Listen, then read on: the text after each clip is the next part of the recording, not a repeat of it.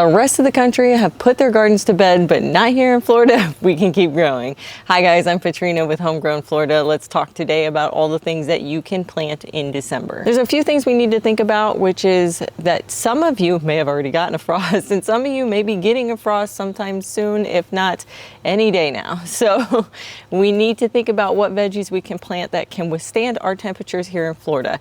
Now, we don't get super cold here in Florida, not typically, but occasionally we do get some cold weather for short, brief periods of times, and so we need to be growing cold weather crops. Now, there is one exception to that, and we're going to talk about it, which is South Florida, so make sure to hang out for that. And then at the end of this video, I'm going to show you everything that's growing in my garden and all the things that we are harvesting. But first, let's talk about what you can start from seed, and that's going to be something like those right behind me. That is going to be greens. We're talking lettuce, arugula, endive, escarole, kale, collards, mustard, Swiss chard. What am I forgetting? Oh, spinach. I always forget spinach because I don't personally grow it. I think it bolts too quickly, or I only grow tropical spinach varieties. But you can try out the traditional spinach varieties right now. Before we jump into the rest of the vegetables that you can plant, I want to give you a quick heads up that starting next month, this series is going to be changing. So this series is on a playlist on my YouTube channel for what to grow, and that's going to remain up there, and I'm going to put out little reminders every month to rewatch the videos from this year next year. But starting next year, we're going to be doing something really exciting. Every month at the beginning of the month, I am going to talk about a vegetable that we are going to be growing in the garden, and we're going to talk about it kind of from end to end. We're going to use my book, Homegrown Florida Gardening Guide, to plant out very, very special vegetables, all the ones that are super popular, and we're going to do that together. So at the beginning of the month, I'm going to highlight a vegetable, and I'm going to do a second video where I highlight a fruit, and we're going to talk about how to grow that thing from end to end and give you all of the little tips and tricks. So make sure to subscribe so that you don't miss any of those future series videos. And then the next one on our list is going to be all kinds of brassicas. Guys, the greens, the brassicas, they go for all parts of our state. So brassicas, what do they include? It's a family, right? And so they include things like broccoli, cauliflower, Brussels sprouts, cabbage, Chinese cabbage, kohlrabi, kale, technically, even though we throw that into the leafy green category. I think that might be it. You know, one I'm going to throw in there, it's not technically part of the brassica family, but I'm going to put it in there. It's going to be celery. Technically, things like celery and Brussels sprouts, you could start those now. They have a really long season. So if you're in North Florida, that might be a better possibility for you. If you're in Central Florida, especially the south side of Central Florida, I would probably go ahead and just pick those up as starts and maybe not start them as seed. They take a long time, especially celery, I swear. It takes so long to go from like seed, germination, seedling to like, you know, 6-inch plant that it takes so long. And then it wants cold while it's maturing, and by that time you aren't going to be cold anymore. So with those two, I would definitely start with starts or baby plants from the store. The next group is going to be root crops. That right there is a potato. They're very young. All my root crops are really young at this point, but we're talking radishes, rutabagas, turnips, white potatoes, not so much for North Florida, Central, South Florida, yes. And then carrot. Now, those of you guys in North Florida, the reason why I don't say potatoes is, in my experience, I have found that potatoes are not quite as cold hardy as maybe something like brassicas or leafy greens or even carrots or onions or garlic, which we're going to talk about. But they are somewhat cold tolerant, and you guys have had some decent winters lately, so I would probably wait one more month. It takes them about 4 weeks to pop up, especially in cooler times. So you could plant them in January, they'll pop up by February, and you should be in the clear by then. The next one's going to be onions, part of the root family, but really it's an allium, part of garlic and leeks. Onions take a very long time to get from seed to, you know, transplant size, which is actually pretty small. It's kind of like the celery that we talked about earlier, and they are grown based on daylight temperature, daylight hours.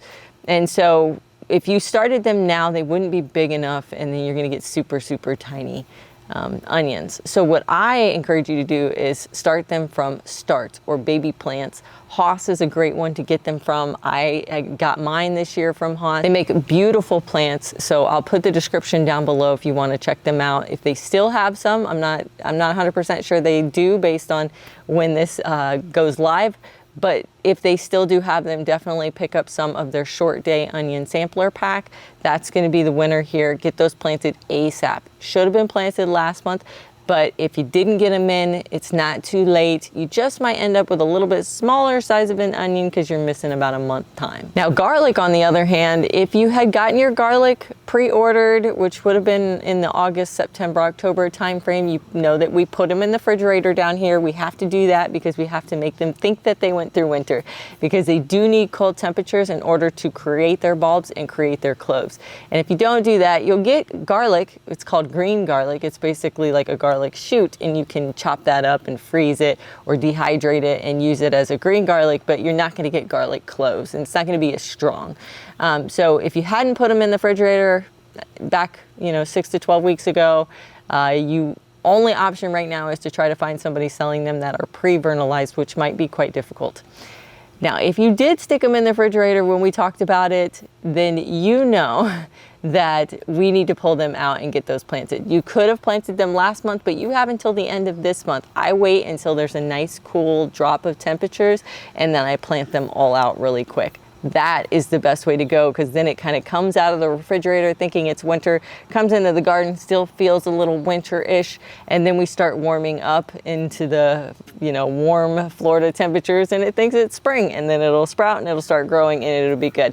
And don't worry, they are completely cold tolerant, so if we do get a frost the rest of the winter season, they'll be fine. There's two more crops that you can grow this time of year, with the first one being peas. Mine are very small and you can barely see them right now, so I can't show those to you now, but peas are a great one to start. Peas are very much like potatoes in that they don't like super cold temperatures, so they can't handle like light frost, but they can handle some cold. They can get down to 32 to 30 degrees and be okay.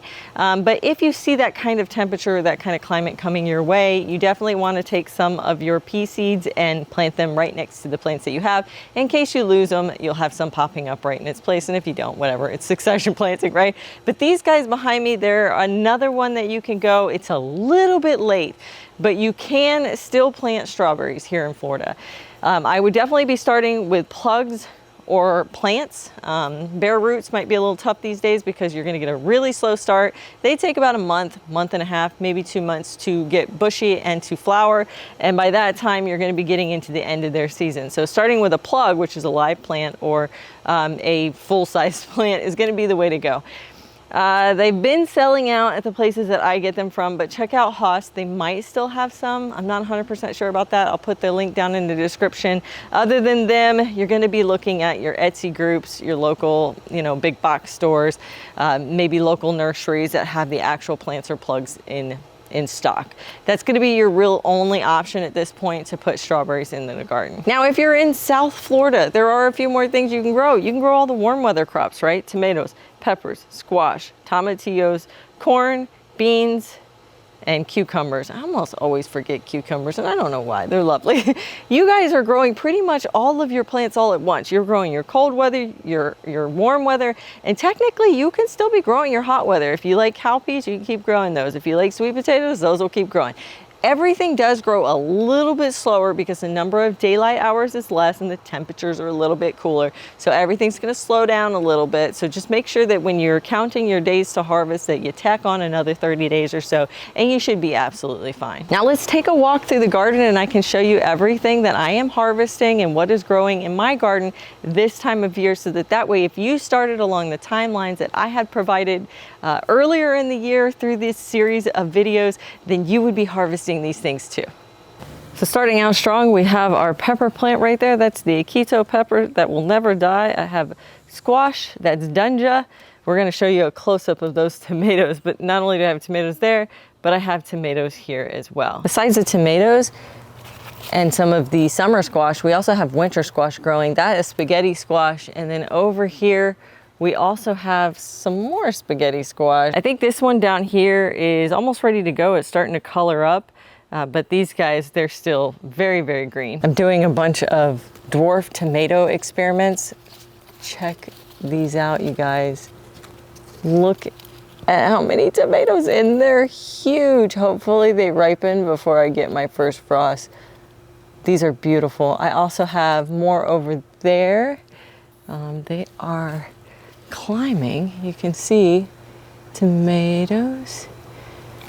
Even more tomatoes. I have way more tomatoes than I know what to do with, and I'm so excited about that. And if you think that's all of them, nope, that's not all of them. There's tomatoes here too. Look at the striping on that one. It's so pretty. I have some more. These are the Big Sur, I think, silver fir. And then all the way over there is my huge 10 fingers of Naples. And then I have more bush style here. We're gonna do a video on that soon. And I'm gonna share with you all the ones that I found to be my absolute favorites, most productive, handles our weather, all those things. Because there was a lot of winners in the tomato department, way more than I thought there would be. Next up, we have all of our brassicas. This is almost a half bed of brassica, and I put some more brassicas like right there. That's the Brussels sprouts, but I also have some squash that I'm letting finish up, and then we'll replace those with brassicas as well. You can kind of see a big difference here. On this side of the bed is where I don't have any shade whatsoever, and so those are growing big and beautiful. But on that far side right there, that gets a lot of shade from the fence, and so they're growing at a much slower pace. Look at the difference between one side and the other, and these were planted at the exact same time. FYI, these Brussels sprouts were planted at the exact same time as those cabbages and broccolis, and look at the size difference. This is what I'm talking about. Brussels and celery take forever because they just grow so slowly. Up here, my beans are finally starting to come in. I do have some bean leaf rollers. There's probably one sitting right here. Oh, here they go. Can you see that guy? Yeah, they're chewing up. There's what's making these notch leaves right here, and they're doing it all over my bean plants. It doesn't seem to be affecting the beans very much. I am still getting a decent harvest, but it is kind of slowing the plant down, and if I want to get a better harvest, I need to get that under control. So we're going to take care of that with some spinosad. There's probably more. In the bean bed, I also have lettuces. So I have lettuces right here.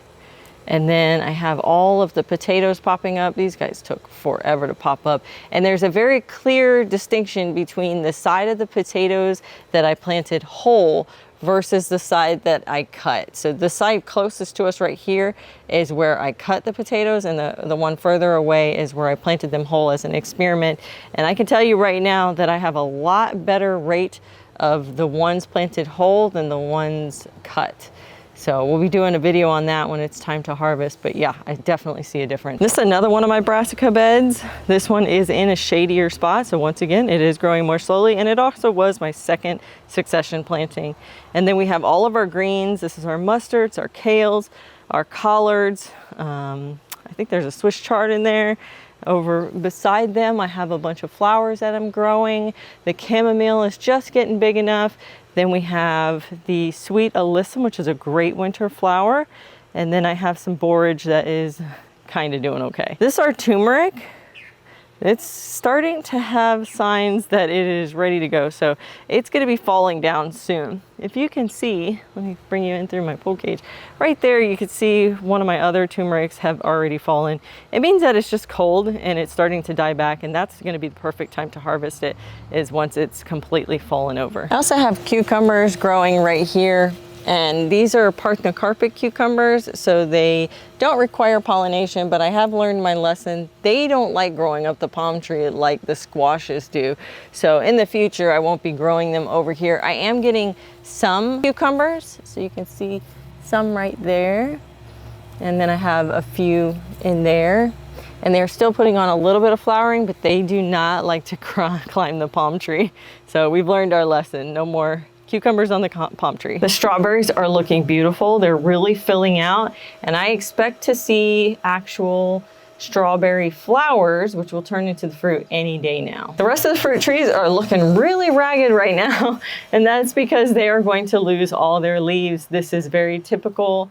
It's very common. It happens with all deciduous fruit trees this time of year. Some of my tropical fruit trees, like the loquats, the avocados, the bananas, and the mulberries, don't lose all of their leaves here. The peaches, the plums, the Indian berry, the blackberries, the blueberries, they will lose all their leaves. But some of the more tropical fruits are not going to lose all their leaves, and they're just going to look kind of crummy. That's okay. They're perfectly fine that way. You can still prune them that way. Like, But don't be alarmed. Like, I know a lot of people get to this time of year, they think they live in Florida and it's been hot, that the trees won't lose their leaves. They absolutely will. It's not always because of cold temperatures. Sometimes they lose their leaves because of the number of daylight hours, and they know that they're going into fall, so it's like a precaution for them. They drop their leaves. Totally normal, totally healthy. It's good for the plants, so don't stress that out. And as usual, I am always starting more seeds. Definitely be starting seeds all the time. Succession planning is your friend. If something dies out unexpectedly, you have a plant to put it in its place. Just have one 6-cell tray of seeds always going, and you'll be happy with yourself. I hope you had fun hanging out with me. If this series has been helpful to you, make sure to give me a thumbs up or a like down below. That would be awesome. It tells me that you're enjoying yourself, and it lets me know what kind of videos you guys would like to see. You can also, of course, leave that down into the comments. Thanks for hanging out with me today while we looked at all the things that we can still plant in our Florida garden. Super exciting. Happy gardening, guys.